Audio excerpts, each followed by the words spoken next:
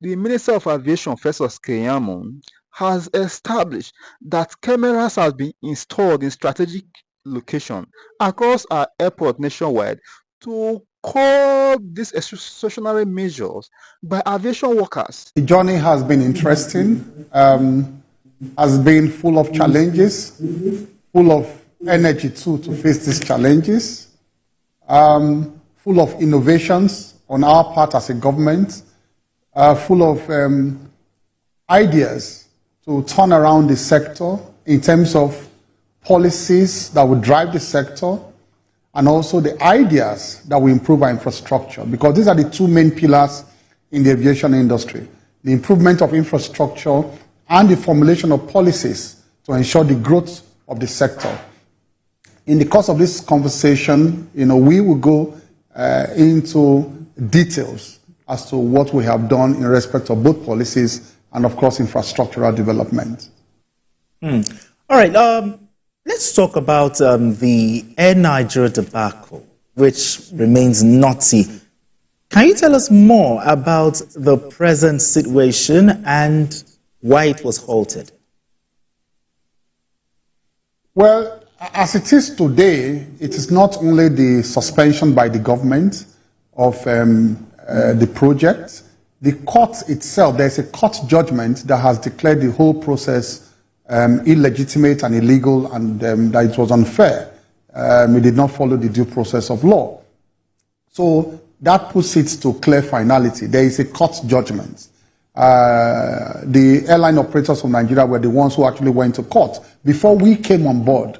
So when we came on board, that litigation was ongoing. Let's make it clear. It's not that we went to court. We did not go to court. Those who felt cheated in the process, those who felt that it was not good enough for our country, as airline operators of Nigeria, they had approached the courts before we came on board as a government, because this controversy actually started, at the end, towards the end of the last administration, where even the Night Assembly, if you remember, the Night Assembly raised issues regarding that deal. However, the details of it are that why we suspended before even the courts came in to declare everything illegal was that we looked at the letters of the proposed agreement between us and, the consortium that were to come and form the Nigerian Air, and we felt it was not good enough for our country. First of all, we realized that the entity called Ethiopian Air is an entity owned by another government, owned by the Ethiopian government, wholly owned. So it was not, it's not a private ownership. And as such, they were coming to take control, total control of Nigerian Air. They were to provide the fleet to drive Nigerian Air. They were also the single biggest shareholder in that consortium, 49%. So it's virtually an Ethiopian Air, a deal. The other people that they tried to put together, they didn't even have paid up share capital. Now, being a foreign government, they were to come to take over our heritage, our common heritage. And our common heritage is our national carrier. Now, as a country, as Nigeria as a country, has negotiated so many BASAs, so many bilateral service agreements. We have so many prime routes in this country. Prime routes to Jeddah, to New York, to South Africa, to London, and on like that. Now, these prime routes, we were going to hand over all our prime routes as a sovereign nation to another sovereign nation. That was the whole essence of it. That's the whole, that's the bottom of it, really. Because by Ethiopian Air coming to take over our aviation ecosystem, we're virtually handing over our country in terms of our aviation, industry to another country. Because as a national carrier, if you know, the national carrier has priority over those routes, even over other domestic airlines. The other parts of that deal was that we were going to be paying Ethiopia, the Ethiopian Air, $112 million over a period of 12 years for providing the fleet that was supposed to be their equity contribution to the deal. Apart from the fact that they are going to be taking the ticket prices, taking all of that, and benefiting from the route, we are still going to be committed to pay them $112 million over a period of 12 years. So we asked ourselves, what are you bringing to the table? They said it's foreign direct investment. All of the interest, all of the profit, everything was going to Addis Ababa. Again, we gave them tax holidays. Even the staff, clause 6 of the agreement, I can make it public. Clause 6 of the agreement says that even the staff they were going to forward from Addis Ababa to Nigeria, they were not going to pay taxes to the Nigerian government. And they were going to take charge of the key managerial positions in Nigerian Air. Key managerial positions. The CEO, the chief operating officers, the financial officer, and on, the complete control of the managerial positions. So it was and then of course that would have killed the entire, local airlines that we are struggling to ramp up their capacities in this country. It was a deal that was very bad for the country. It was a deal, it was not Nigerian Air. The whole contraption, in essence, was an Ethiopian airline coming to fly our flag. And, even they said the planes they were going to give to us on wet leases to run the Nigerian Air, they were not going to be registered in Nigeria. It was still going to be registered in Ethiopia. It was as bad as that. We're not going to be in control of anything. That was bad enough for us. It was a red flag. Honorable Minister, some people have suggested that we should actually look within and convert two of our oldest airlines, two of our oldest domestic airlines, get them to merge and turn them to national carrier. I'm talking about ARIC and Aero. Is your administration thinking about that, or simply looking at other possibilities to ensure that Nigeria has a national carrier of its own? Well, that is not on the table yet. There have been suggestions in the media, but it has not come before us. And when it comes before us, we'll look at the merits of the merits of it. However, all over the world, governments are divesting away from controlling and running any airline.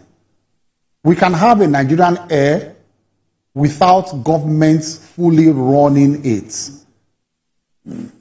Because all these big airlines you see run by governments are heavily subsidized. It's not easy to run an airline for profit. All over Africa, whether Rwanda Air, Kenya Air, South Africa, they are heavily subsidized. Do we have that kind of money to subsidize that sector now? We know how Nigerian Airways went. Anything that you put in full control of government, any flight you see going out, half of the flight will be free by government officials will be and their children. You know what happened to Nigerian Airways? Every flight, half of the tickets were free by government officials and their children and their family members. So it's difficult for government to run any enterprise now profitably like that. When we sit down and Mr. President so directs, we shall come down with an idea, if we do want to go ahead, that is wholly Nigeria in terms of benefit to Nigerians, owned by Nigerians, controlled by Nigerians, and that's a true Nigerian air for the benefit of the Nigerian people and for the Nigerian economy. All right, let's talk about the CTC. Or you still have one more question? Okay, let's talk about the CTC, talking about Nigeria's global rating in terms of compliance with the Cape Town Convention, which rose to 70.5% from 49%. Minister, tell us, what does this mean for the industry and also the traveling public? For the industry, it means increased capacity for our local airlines, increased capacity because they can now access, the world of, lessors around the global world of lessors and creditors and their financiers across the world. And that, of course, will translate to one, greater, capacity within the industry here. And then that would, affect prices in terms of prices can be competitive. There will be more routes that will be serviced by the local operators here, both local routes, domestic routes, regional routes, and of course international routes. that will eventually lead to lower prices of tickets. What we are seeing right now, the problem we have right now, is that we have a dwindling capacity within the industry in terms of access to aircraft. And as a government, we realized that very early when we came on board, that the high tickets you are seeing, the flight delays and flight cancellations, that leads to frustration at times, and for that, we feel extremely, sympathetic to the traveling public. We are really, really sympathetic to them and with them. However, we are addressing the problem frontally with what we have done with the Cape Town Convention. Now, what we have done is to ensure that we give comfort to the global, community in terms of the leasers and the financiers. We are giving them comfort that we are now ready to comply with the provisions of the Cape Town Convention. And that's why we went ahead to make the practice directions. What the practice directions clearly says is that, let me break it down, the Cape Town Convention, for people who don't know, so that we don't go ahead using the technical terms for people, so that people don't know what we're talking about. The Cape Town Convention is a convention that regulates, the leasing of aircrafts around the world. And when these aircrafts and their engines and all that are leased and brought into a particular jurisdiction, there's a standardized way that you should treat those equipment. That's why they call them mobile equipment. If you look at the convention, it's a convention of mobile equipment. So there's a standardized way. So the convention standardized the template all over the world. Nigeria was not complying with that template.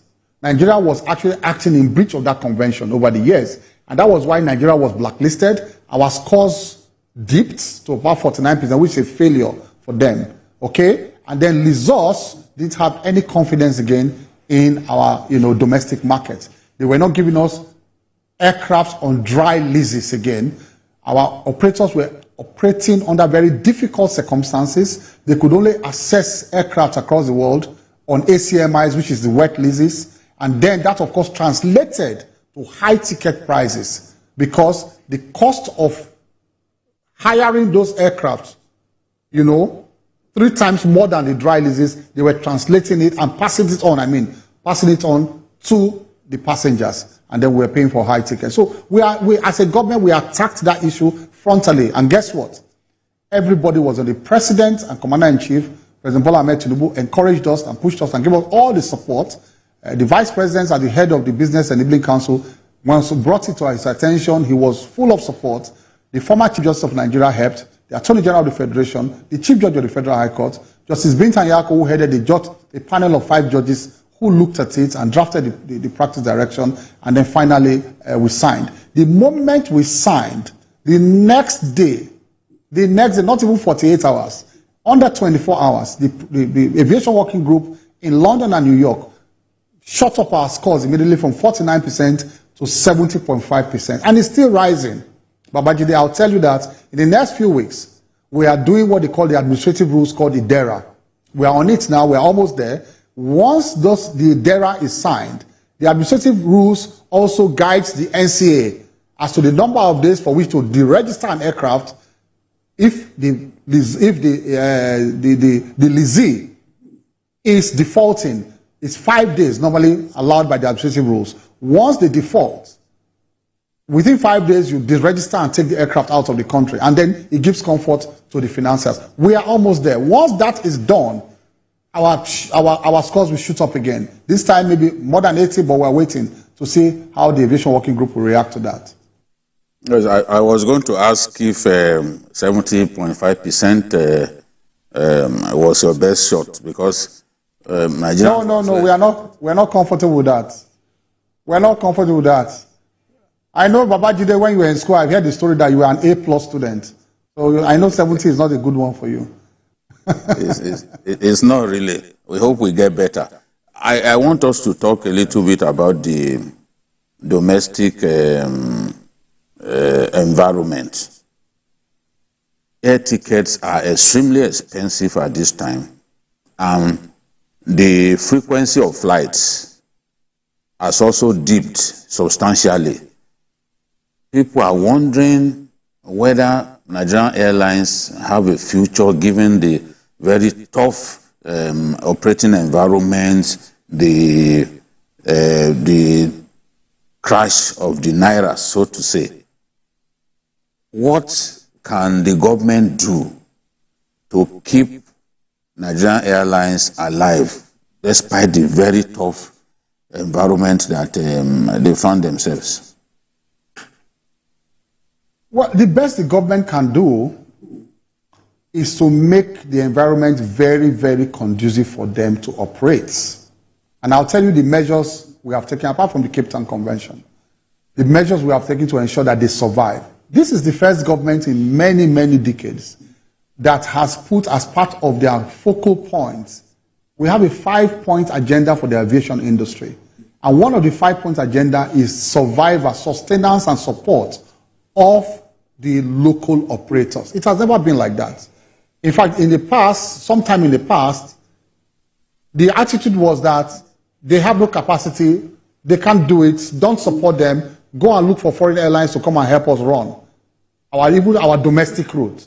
And that was the attitude that was even taken during the issue of Ethiopian Air. That was the policy. But we have shifted. We think that it is better to go to the root of the problem, ensure that whatever those countries have done right, that are getting the aviation sector right, we should also do those things too, to get it right. And that, of course, like you asked, what can government do? First of all, we have signed the Cape Town Convention, the practice direction. Our scores are going up, not for the benefit of government. Take note. This scores that's going up is for the benefit, 100% of local operators, not even for government. And that's why you can see that they have been very full of praises recently for President Bola Ahmed Tinubu and the way he's also directing us to drive the aviation sector. All the airline operators came, I'm sure you heard them, you saw them on tape, praising the president over and thanking him for the direction that he has directed us to take the aviation industry to. The second one is that government, it has been on before, but we are trying to enforce it strictly now. There is zero, import duties for aircraft, for aircraft parts, commercial aircraft. So as I speak with you, all the imported parts for commercial aircraft, the boats, the knots, the technical, equipments, anything they import is zero duty, just to ensure that they survive, to ensure that they can continue to run, their operations, and on and on. So it is basically making policies and making the environment very conducive for them. The third one is that we are not even leaving them. We're not leaving them onto their own orders. It's okay, we have made policies, go ahead. No, we are on top of negotiations on their behalf. We are leading them to international negotiations. I led them to Boeing. I led them to Airbus in France too. In Boeing, and this dovetails into what we did with Boeing. When I went to Boeing, I went with all the airline operators in Nigeria. We went to strike a deal with Boeing. And I'm sure you saw the MOU with Boeing. The MOU was for no other thing but for the airline operators. That is what government should do. We went there, there was nine highlights of that MOU. And one of them is that we want to leverage on their connections around the world, their network of leasers and financiers across the world to bring aircraft on dry leases to Nigeria so that our businessmen here can access those aircraft for the benefit of the Nigerian people. Let me tell you how this operates.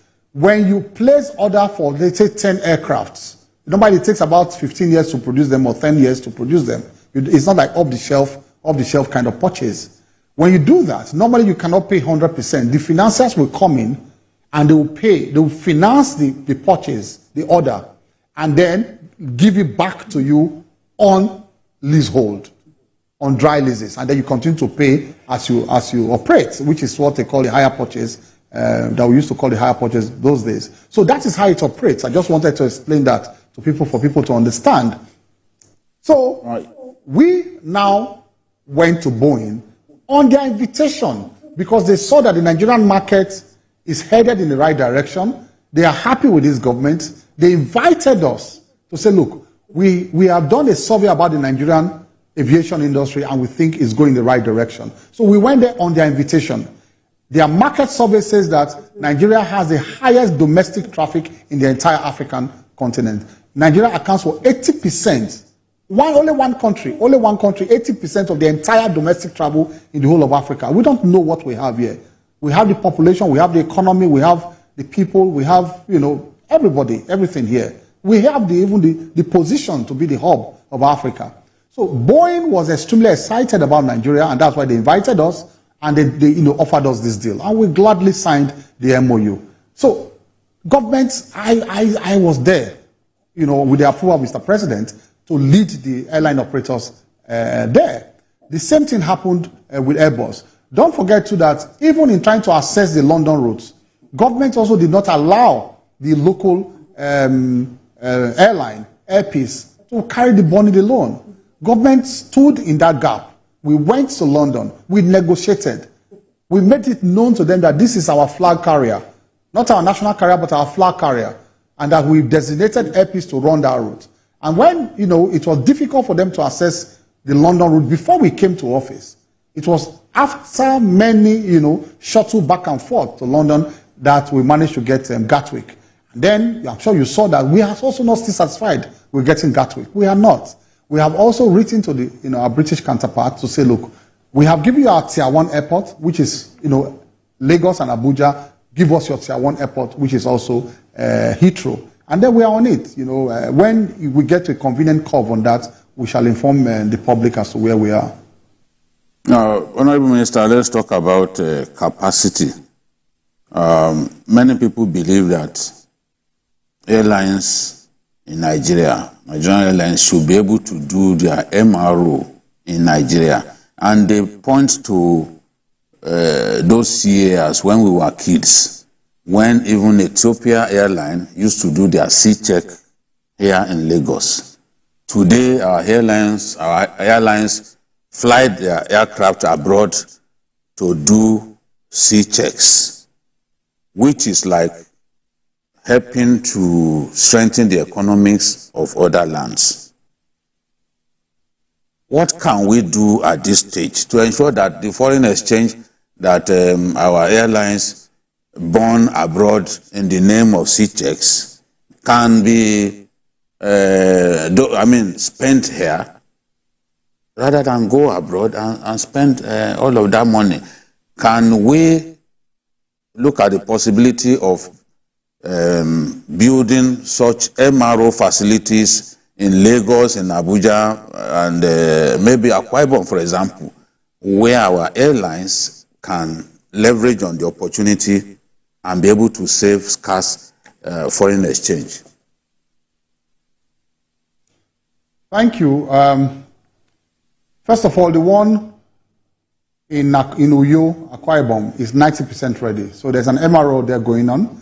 I went there myself to visit them, and then we have given them all regulatory support, all government support. We have given them 100%.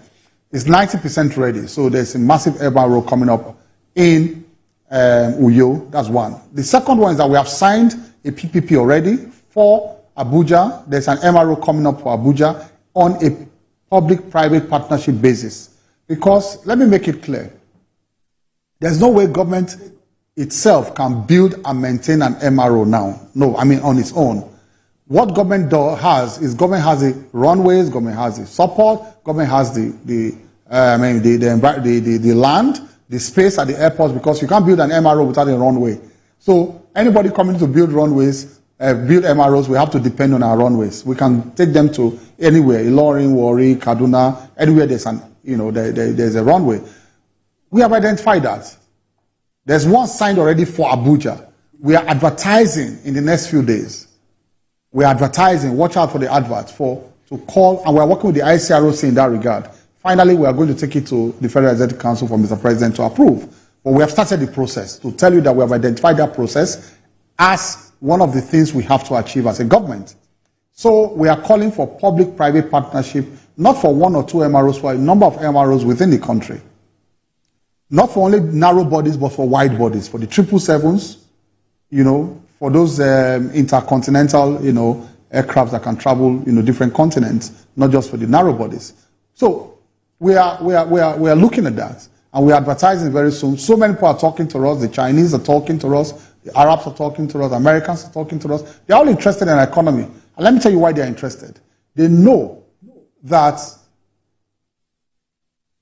an MRO will be a money spinner in Nigeria. It will serve not only Nigeria, it will serve the whole of West Africa and Central Africa. There's no MRO in the whole of West Africa and Central Africa. And that is why they are very much interested in establishing an MRO in Nigeria. So, Babajide, you'll be very proud of us, very soon on that. We are actually frontally attacking that issue. All right, thank you, Honorable Minister. Let's talk about the return of Emirates Airlines to the country. How significant is this for Nigeria? Well, all credit, all praise go to the President Bola Ahmed Tinubu, who actually took that, by the scruff of the neck when he came into office. He saw that our relationship had gone downhill with the UAE. Tickets, flights were suspended, visas were suspended. And he took the courage of the leader, our leader, President Bola Ahmed Tinubu, to stand up and say, look, let me go and discuss this myself. So he didn't send any of us. He took us along, and we all went to the UAE and discussed, the two leaders discussed, and then set the stage for us to continue, we, the lieutenants, the foot soldiers. Once that discussion took place, we started working hard to realize, to bring to fruition what they had discussed, and that was last year. So it took me so many months of new negotiations, back and forth, from here to Dubai, for us to be ready with that. And then, you saw that last week we came with the first flight, resumption after many years of suspension. We came back with the first flight of Emirates. But then, what does it mean for us? At the end of the day, that is still a foreign airline. And so we know that ultimately we still want to ramp up the capacities of our local airline to be able to match such airlines. But for now, it provides a very huge alternative for Nigerian passengers. For now, Emirates has the capacity now to provide the alternative Nigerians need in flying abroad. Because if you fly to Dubai, Dubai connects almost all parts of the world. So to open that flank, for the president to push us to open that flank for Nigerians is a huge one for Nigerians. Do not forget that Nigerians have a lot of investments in Dubai. Nigerians have invested a lot in Dubai in terms of businesses, trade, and all kinds of things.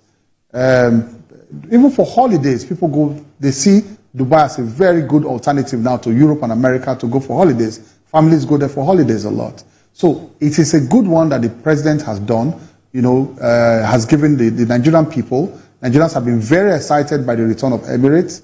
But then, in negotiating a new BASA to restart the relationship, we also ensured that we protected our local airlines. We gave our local airlines the right of first refusal in terms of interlining or code sharing. So we told them that, look, if you want to interline or code share, our local airlines should be given the first rights to please work with you. And they have been talking to some of the local airlines. In fact, I took some of them to Dubai to begin talks with Emirates. As I speak with you, negotiations are going on behind the scenes. I pray those negotiations, something comes out of it as quickly as possible for them to interline and cooperate.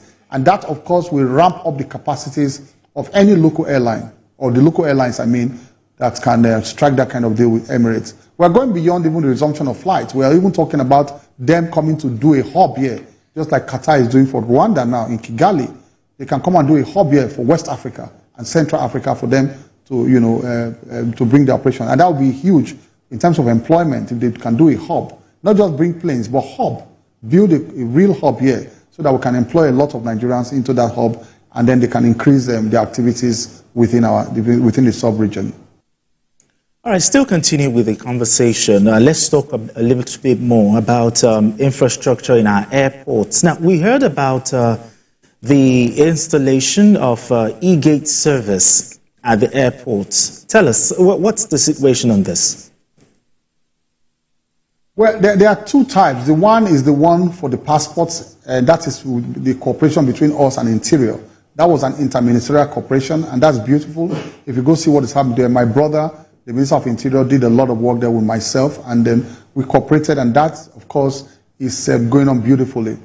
In the past, some of this interministerial cooperation has been, aborted, by so much quarrels, power play and all that. But We have an excellent relationship, myself and my brother in Interior, and we have cooperated a lot in terms of their duties there at the airport. But beyond the e-gates for the passport, we also want to automate our own gates outside the airport. So we want to automate them and take it away from this manual control where people drive into the airport, you tear tickets and give them money, tear tickets. Who does that these days? Go and look all over the world. Nobody does that. If you are if you drive into a public place, it's automated. The gates open, you put your ticket in, the gates open. When you're going in, you take a ticket out. When you're coming out, you pay. So you don't argue with anybody here, you have to beat up people first and all that before you can, big men will have to beat up our staff before they can access those kind of places and all of that. We are, looking at that now. And we are also concessioning that because we don't have the money to bring in all of those equipments now. And then we also don't have the efficiency, the bureaucracy does not have the efficiency to run that type of thing. So it is also one of the things we are concessioning. Let me tell you this. All the infrastructure ministries, all of them, no one can do without going to PPP. None. Water resources, FCT, works, housing, blue economy, aviation. These are the big infrastructure ministries. All of us are looking at PPPs. And that's the only way. And that's how governments run all over the world these days. Most of the things are run by private, by private enterprise. Even the big airports like Heathrow and most of the airports in America, they are run by private, people. They are concessioned out. So that is what we are doing also with, the entry into the airports. We want to automate the gates, automate the parking also to raise a lot of revenue for government. And that is why also we said when we took our memo to council, and Mr. President graciously approved it. We said there should be no discrimination. Everybody should pay. Coming into there should be no big man or poor man. We're all Nigerians, we should pay. It doesn't make any sense that it is the poor men that pay for services in Nigeria and big men don't pay. And yes, the big men that have the money, but they don't pay. But in us, we squeeze out money all the time from poor people. They are the ones that pay taxes, pay for gates, pay for everything. I thought that was not right. And Mr. President graciously approved it. It is only when we automate our gates, our collection system, pack and pay, and the gates, that we can get the full benefit of that council memo that was approved. All right. Honorable Minister, can you give us an update on the expansion of the Abuja runway and how far you've gone by way of paying compensation to the people who live in the area that you have acquired for the purpose of expanding that runway? Well, we paid full compensation. When we came in, I met the matter on my table when we came in. The contractors could not mobilize to site. The previous government had paid them some seed money, to move to site, but they could not move to site. Working together with my counterpart in the Ministry of FCT, Nyesom Wike, we came together. I'm sure you saw the tape. Myself and Wike worked very hard. We first made about 800 and something million naira available, close to 900 million for the first phase, and we paid all of them, and they moved out of sight, and we were able to move into sight. But we still have some pockets of people at the end of the runway. That is, runways are like 3-something kilometers, almost 4 kilometers. So it's a large expanse. So the first set has moved out from where we begin the runway, even where we end the runway. It's at the middle of the runway, the area when there are one or two, sets of people that are still there that were claiming, that they have not, they want more money. You know how Nigerians behave when they hear, compensation. We have also made additional 200 and something million naira available to those ones again to move out. So we have moved to site. The contractor, CCECC, they have started.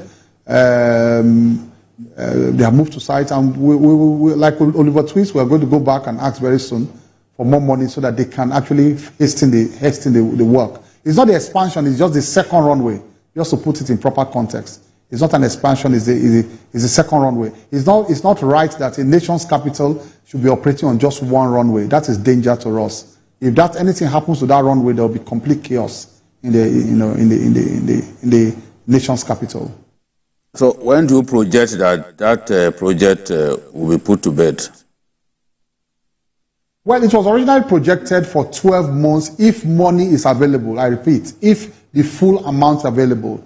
But now, because we didn't start on time, there will be variation. The cost has gone up, because we don't, in terms of construction, almost all the ministries now who are giving out contracts 2 years ago, 3 years ago, they are doing variation. And that's a reality because the cost of dollar to naira was not the same at that time. It's more than triple now.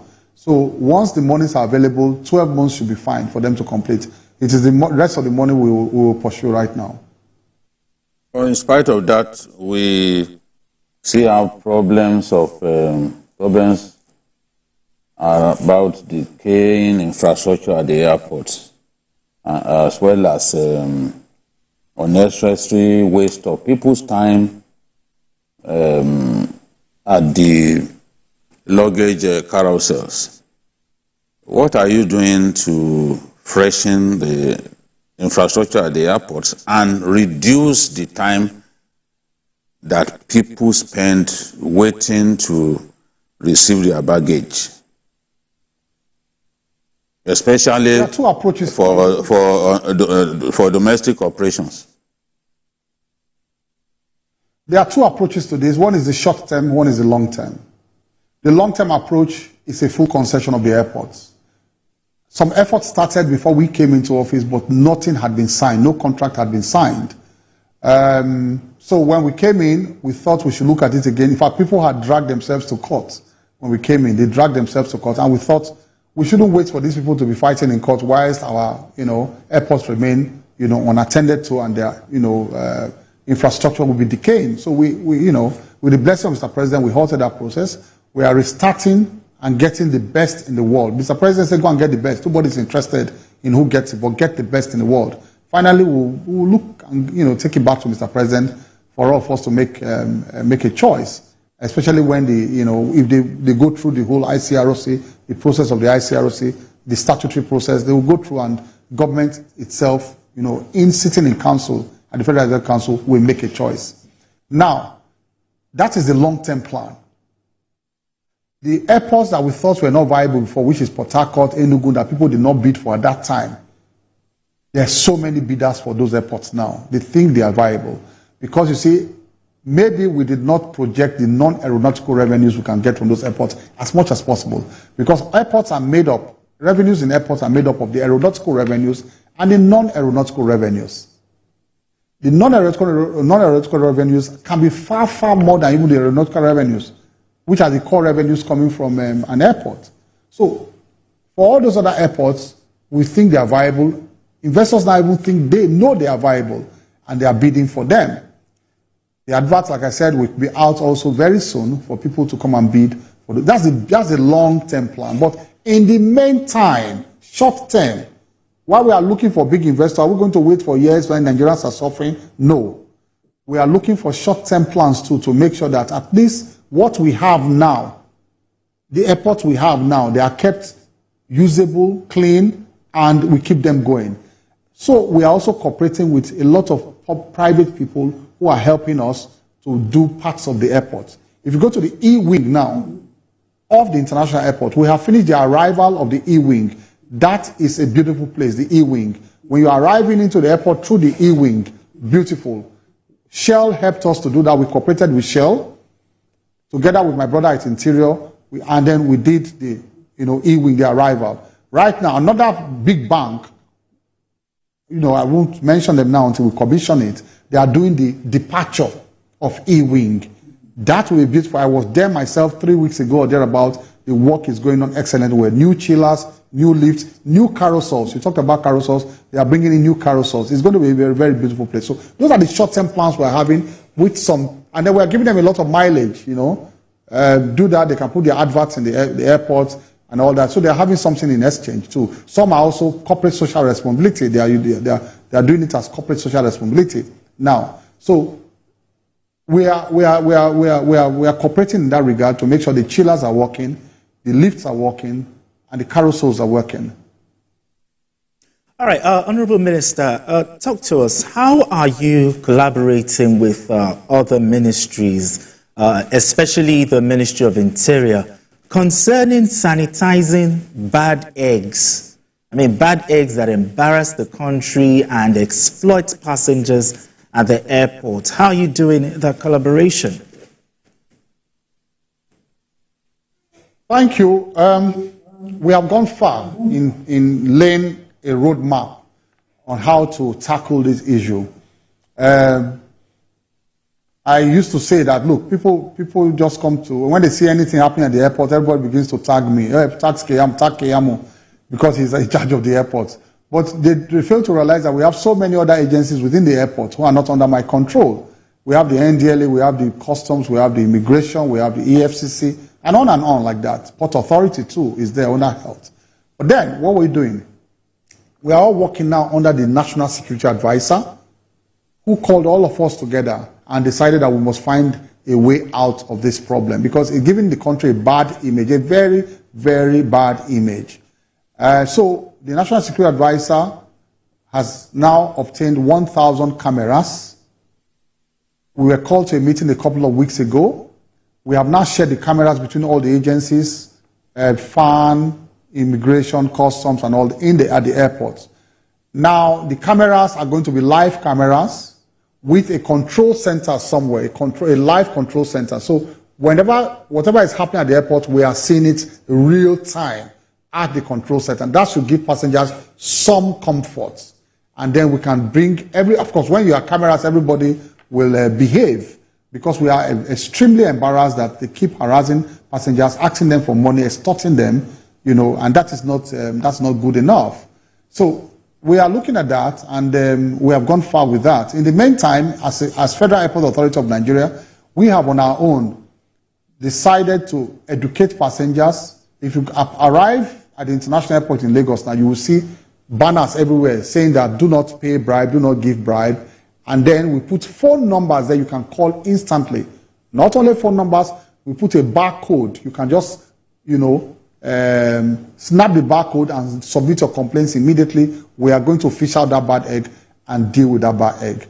But I must mention something on this program. This is a program by which I must mention something. There's also a small responsibility on the part of passengers too. And what is that responsibility? The responsibility is to behave courteously and respectfully. If you have a complaint or something is done against you, it is not your remedy to attack law enforcement agencies too. Do your recording as to what they are doing to you. We accept that so that it can be evidence.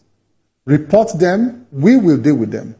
But it is an offense under the law to seize a law enforcement officer, harass him, drag his shirt, shout. It is an offense under the law. Let people be clear about that. I have practiced human rights for 30 years. Nobody's going to teach me that. And I must also protect my officers at the airports too. While we rein them in, while we are putting all these measures to rein them in, and we flush out the bad egg, we are begging to and pleading with the law, with the public, to also be cautious and respectful towards them too. I will not tolerate it. No matter whose ox is God, I will not tolerate it. I sit down here because you say you are always right because you are a passenger to harass people and shout at them and tear their uniforms and seize them. I will not allow that too. You will pay for it if you do that. Well, Honorable Minister, it's so good for you to clear that. But we are pressed for time. But before we go, talk to us. What's the latest about the planned concession of 19 airports across the country? Talk to us about that. We are advertising soon. With the blessing of Mr. President, we are advertising. We are calling, where we are now is that we are going and looking for concessionaires. But we are saying this time the unions will be carried along. The major problem we had in the past before was that the unions were afraid we were going to lose jobs. Given my background, where I'm coming from, I will not accept the loss of jobs. I will not accept that concessions should lead to the loss of jobs. And so the unions will be fully carried along. I want to assure them that even anybody who is coming for concession of the airport should be sure that he will take on, give a first choice of refusal those who are already working at the airports and must source for his workforce from amongst them. Well, let me quickly ask this question before we go. You raised concern recently about private jets being used for money laundering. And my question is, what steps have you taken to ensure that this stops? And some Nigerians also say that owners of private jets also use them for drug trafficking. What are you doing to ensure that this becomes a thing of the past? We have taken two concrete steps. The first one is that we are working with the National Security Advisor to ensure that all aircrafts coming into this country, private aircrafts, they come in through designated international airports and they are properly checked. And those also flying out, you go through designated international airports.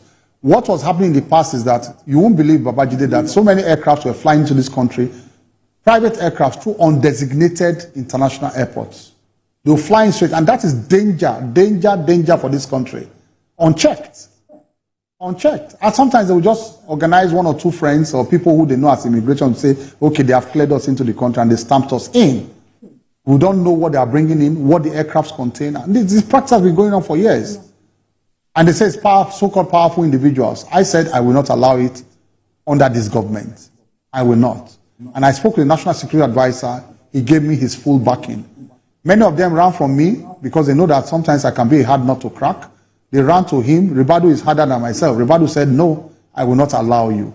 So that is where we are. We have checked that. They all come in through designated international airports and we properly check them. The second one is that I have set up a task force to ensure that it is those private jets who they bring in and they have what they call PNCF licenses. PNCF licenses are licenses for private charter, private non-charter.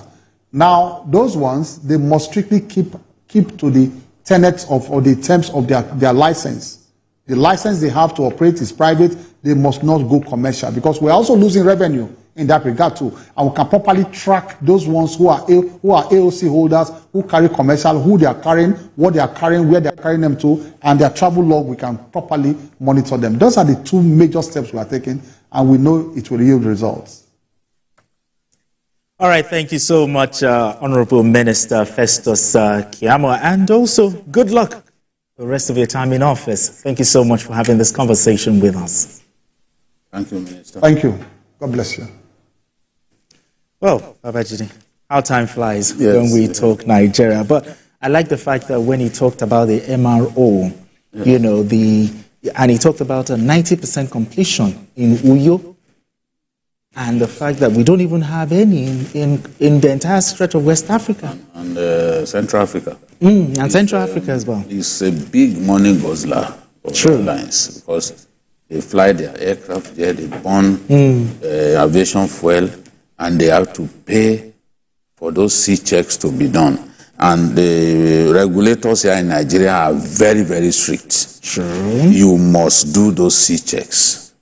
It's their biggest guarantee that you are flying a safe aircraft. You know, those C checks give you a clean bill of health, and then they will allow you. Yes. You imagine flying, when they are going for C checks, they take Nigerian regulators with them, and then fly back literally empty. Exactly. You know what that means. Exactly. But if they can do it here, and we've had that in the past, Nigeria of those glory days, we were doing it here. All right, so I pray that comes to fruition. I'm excited that they have big plans, you know, to get the private sector involved in building these facilities so that the airlines can do their C checks here and stop wasting scarce foreign exchange in France and other places. Well, looking at all of the things he said, he could be a leader of modern aviation in Nigeria. Yes, but anyway, it's one of the ministers doing very well. To forestall the sanity and uphold the integrity of our aviation sector,